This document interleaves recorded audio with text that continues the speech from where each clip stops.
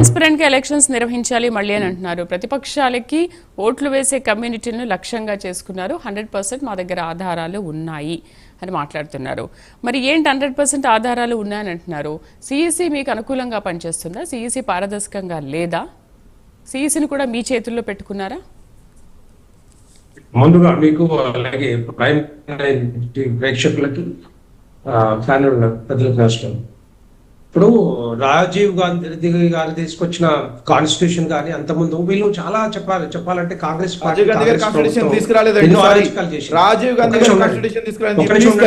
ఒక నిమిషం ఉన్నాడు.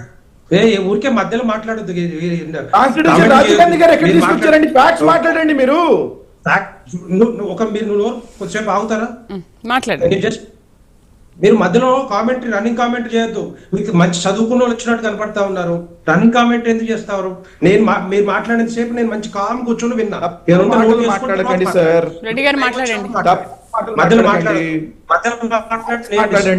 చేస్తాను.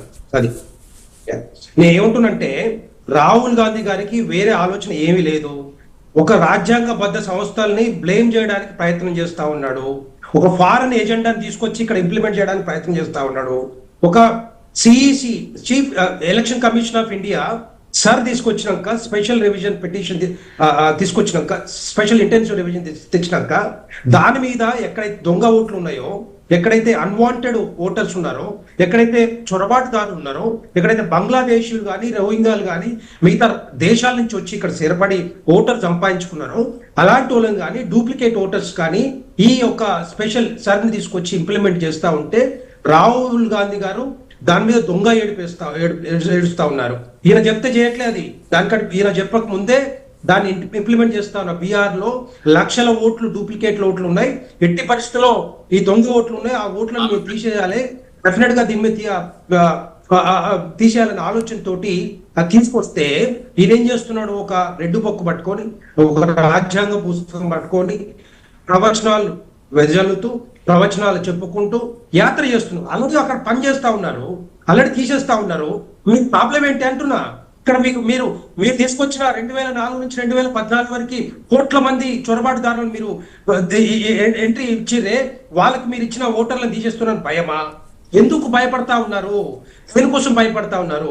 రెండవది, ఒక సైడ్ నుంచి తీసేస్తుంటే అది వద్దంటారు, ఒకసారి యాడ్ చేస్తుంటే వద్దంటారు. మరి ఎవరిని చేయాలి ఇక్కడ? మరి కోట్ల మంది ఏదైతే బంగ్లాదేశీలు కానీ రోహింగ్యాలు కానీ అలాంటి వాళ్ళు వచ్చినప్పుడు డెఫినెట్ గా భారతదేశానికి ఒక టాపిక్ గురించి మాట్లాడండి. స్పెషల్ ఇంటెన్సివ్ రివిజన్ సబ్జెక్ట్ కాదు ఇక్కడ సబ్జెక్ట్ ఓటర్ డిలీషన్ గురించి ఎలక్షన్ కమిషన్ ఆఫ్ ఇండియా నిష్పాక్షికంగా వ్యవహరిస్తుందని చెప్పేసి మాట్లాడుతున్నారు. మాట్లాడాల్సిన టైం వచ్చినప్పుడు మాట్లాడండి.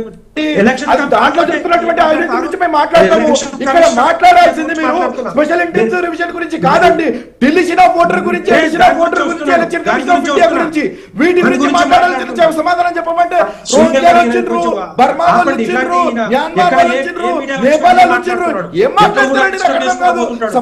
చెప్పండి. సూటిగా సమాధానం చెప్పాల్సిన అవసరం ఉంది. సూటిగా బ్లైండ్ బోల్డ్ గా సమాధానం చెప్పాల్సిన అవసరం ఉంది. కేటగారికల్ గా సమాధానం చెప్పాల్సిన అవసరం ఉంది. దాని గురించి సమాధానం చెప్పండి. అది సమాధానం చెప్పకుండా స్పెషల్ ఇంటెన్సివ్ మాట్లాడుతున్నారు. నాకు అర్థం కాదు.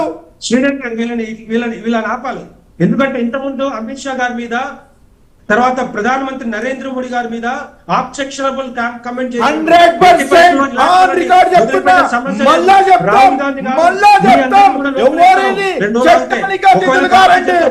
కేంద్ర ప్రభుత్వం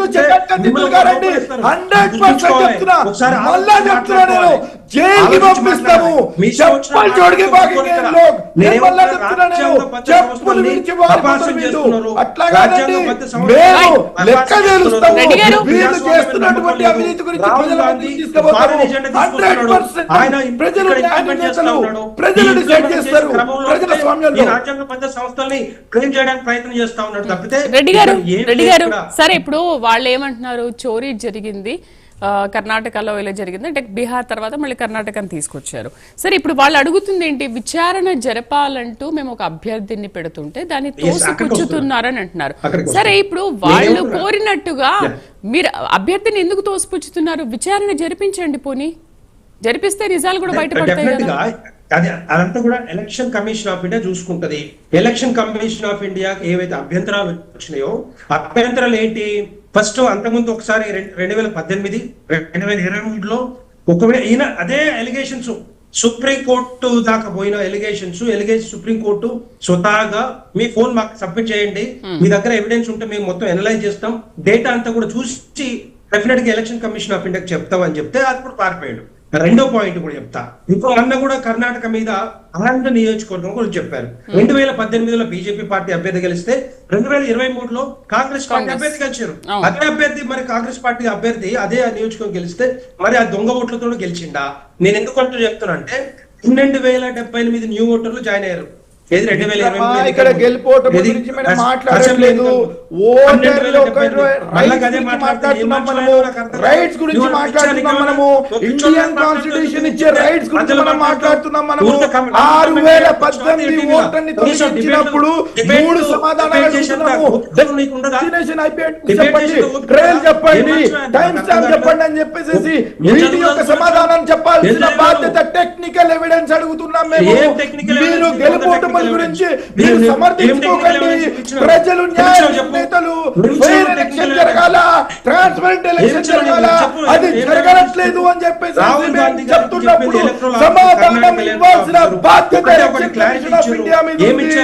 మీరు వారికి ఒత్తాసు పలకకండి సుమా, మీరు వారికి ఒత్తాసు పలకకండి సుమా. మీరు మాత్రం ప్రజలు మాత్రం 100% మిమ్మల్ని విడిచిపెట్టారు, మిమ్మల్ని మాత్రం విడిచిపెట్టారు. నేపాల్లో వచ్చిందో ఈ రోజు భారతదేశంలో వచ్చే విధంగా మీరు వర్క్ చేస్తున్నారు. ఏజెన్సీస్ ని కాపాడాల్సిన బాధ్యత మీరు మీద ఉంది. డెమోక్రసీలో డెమోక్రటిక్ వేగా ఎలక్షన్ జరగాల, అది జరగడం లేదు అని చెప్పేసి చెప్పుకుంటున్నా. దానిని కాపాడాల్సిన బాధ్యత ప్రతి ఒక్క భారత పౌరుడి మీద ఉంది. శ్రీదేవి గారు, నేను మాట్లాడేటప్పుడు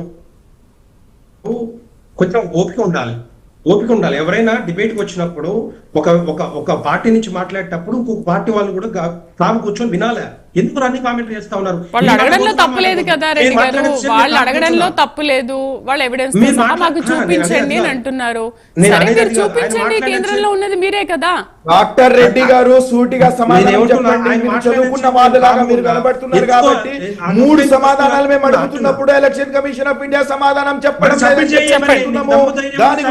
మళ్ళీ మాట్లాడదాం రెడ్డి గారు, మహమ్మద్ గారు మళ్ళీ మాట్లాడదాం, రామ్మోహన్ గారు మళ్ళీ మాట్లాడదాం రెడ్డి గారు మళ్ళీ మాట్లాడదాం. ఎందుకంటే మహమ్మద్ గారు అడిగిన క్వశ్చన్ కి మీరు ఆన్సర్ చేయట్లేదు. చెప్పండి ఏం చెప్పండి. ఆయన 3 ఎవిడెన్స్ మాట్లాడుతున్నారు, 3 అంశాలు మాట్లాడుతున్నారు. దానికి సంబంధించి మీరేమైనా చెప్తారా? మరి ఎటువంటి స్పందన రావట్లేదు. ఏం చెప్పారు? క్లారిటీ ఇచ్చారు. మీ దగ్గర ఉన్న ఎవిడెన్స్ ఇవ్వండి అంటే ఎందుకు ఇవ్వలేదు?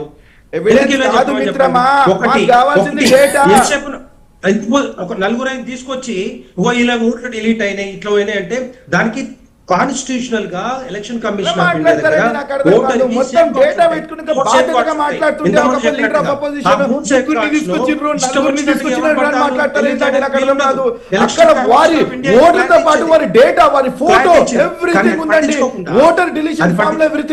దాని గురించి మాట్లాడుతుంటే సమాధానం